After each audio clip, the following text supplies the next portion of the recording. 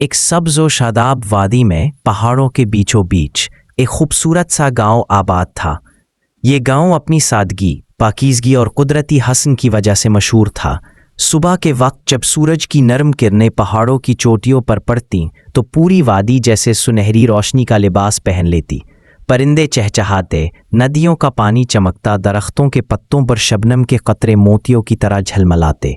हवा में एक अजीब सी खुशबू बसी होती, जैसे फितरत खुद तस्बीह पढ़ रही हो।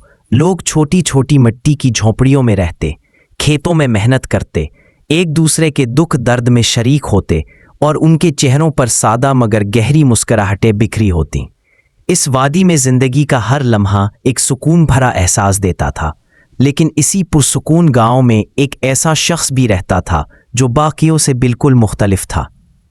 गांव के बीचों बीच एक शानदार महल खड़ा था। ऊंची ऊंची दीवारें, चमकते दरवाजे, सुनहरी गुंबद और फूलों से सजा हुआ बाग, जो इस गांव का सबसे अमीर और ताकतवर इंसान समझा जाता था। उसकी दौलत का कोई शुमार न था।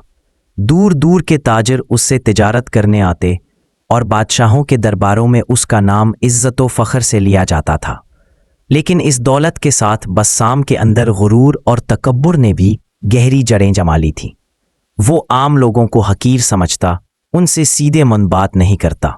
उसके काफले जब गांव से गुजरते तो लोग रास्ते से हट जाते, निगाहें नीची कर लेते। उसके नज़दीक दौलत ही इज्जत, ताकत और बरतरी का पैमाना थी।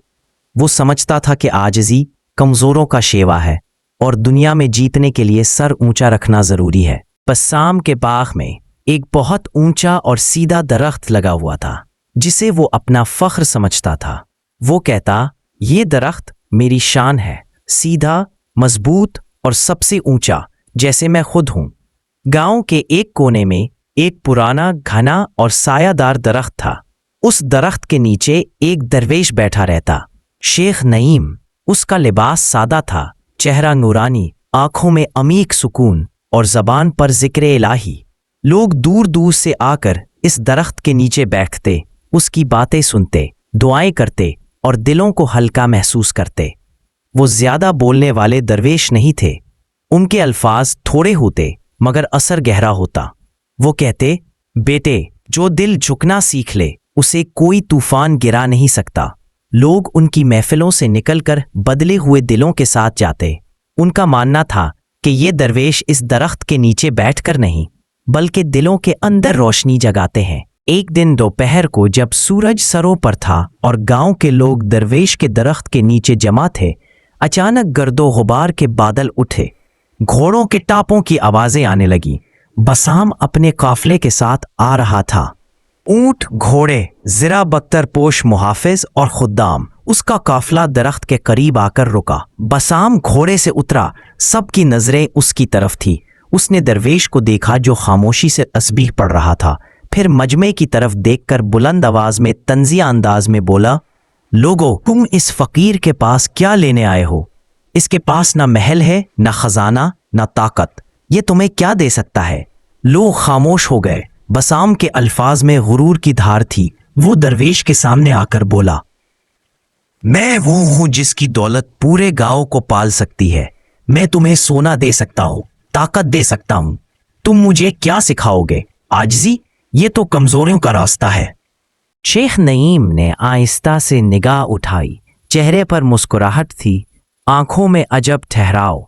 उन्होंने ना कोई सख्त जवाब दिया, ना गुस्सा किया, बस सुकून से कहा, मैं तुम्हें इस दरख्त का राज बता सकता हूं। जो झुकने से बचता है वो टूट जाता है और जो झुक जाता है वो कायम रहता है। बस्साम ने तहक़ा लगाया, मैं कोई दरख्त नहीं जो झुकूं, मैं वो हूं जो सीधा खड़ा रहता है, सबसे बुलंद। ये कहकर वो अपने काफले के साथ चला गया, मगर उसके दिल में दरवेश के जुमले की हल्की सी गूंज जरूर रह गई। दिन गुजरते गए। एक रात आसमान पर स्याह बादल छा गए। हवाएं चीखने लगी, बिजलियां आसमान को चीरने लगी। बारिश ने जमीन को जैसे धो डालने का इरादा किया।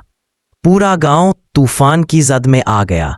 दरख्त झुकने लगे, टहनियां लचकीं, जड़ें मिट्टी में मजबूती से पेवस्त हो गईं।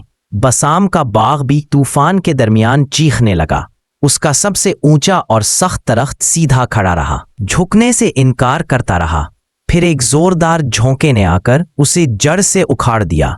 वो जमीन पर गिरा और उसके इर्द गिर्द की हर चीज को तबाह कर गया। दूसरी तरफ वो पुराना दरख्त जिसके नीचे दरवेश बैठते थे, हवा के साथ झुकता, थरथराता मगर गिरता नहीं। तूफान गुजर गया और वो दरख्त सलामत खड़ा था, जैसे कुछ हुआ ही नहीं। सुबह जब सूरज निकला, बसाम बाग में आया और हैरान रह गया। उसका फख्र का दरख्त गिरा हुआ था, बाग उजड़ चुका था। उसके दिल पर अजीब सी चोट लगी। उसने पहली बार गुरूर की बुनियादों को हिलता महसूस किया।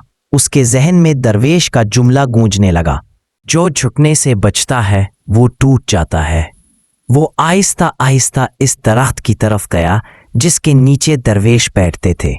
उसके कदमों में वो गुरूर नहीं था जो पहले हुआ करता था।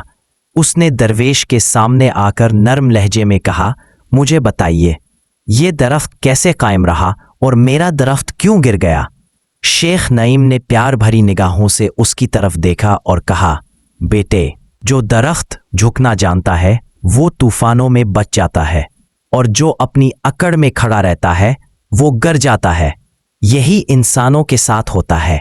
आजिज़ी इंसान को मजबूत बनाती है, गुरूर इंसान को उखाड़ फेंकता है। बस्साम की आंखों से आंसू बहने लगे। उसके अंदर बरसों का जमा गुरूर जैसे बह गया हो। वो जमीन पर बैठ गया, पहली बार एक शागिर्द बनकर, एक सादा इंसान बनकर। उसने दरवेश से आजिज़ी, खिदमत और सुकून का रास्ता सीखने की ख्वाहिश की। दिन गुजरते गए। बस्साम ने अपनी जिंदगी बदल दी। उसने महल के दरवाजे लोगों के लिए खोल दिए, दौलत को खिदमत में लगाया, गुरूर को छोड़कर आजिज़ी इख्तियार की। वो खुद दरवेश के पास आकर बैठने लगा। वक्त के साथ लोग उसे दौलतमंद नहीं बल्कि एक रोशन दिल इंसान के तौर पर पहचानने लगे। उसके चेहरे पर अब फख्र नहीं, सुकून था।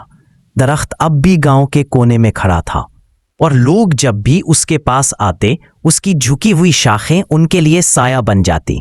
वो दरख्त अब आजिज़ी का दरख्त कहलाता था और लोग अपने बच्चों को ये कहानी सुनाते कि जो झुकता है वो बच जाता है, जो अकड़ता है वो टूट जाता है। गुरूर इंसान को सीधा तो रखता है मगर अंदर से कमजोर बना देता है। आजिज़ी इंसान को झुकना सिखाती है और यही झुकना उसे वक्त के तूफानों से महफूज रखता है।